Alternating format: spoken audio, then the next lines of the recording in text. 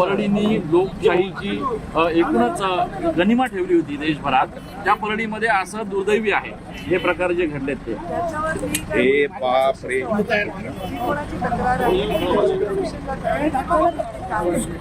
पण ताई, रोहित पवार यांचं जे म्हणणं आहे की परळीमध्ये असा प्रकार घडला, तुम्हाला असं वाटतंय का की हे सगळं घडलेलं आहे?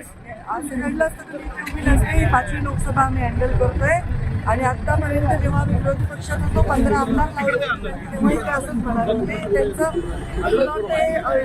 आत्मविश्वास कमी झाल्याचा आणि थोडं त्याला म्हणतो आम्ही खेड्याच्या भाषेत चिरी नेसल्याचं लक्षण दिसते.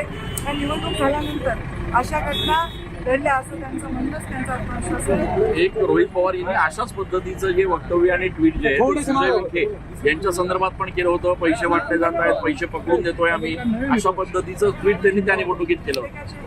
उत्तर देणं मला पसंत नाही. मी त्यांच्याविषयी बोलत नाही. आपण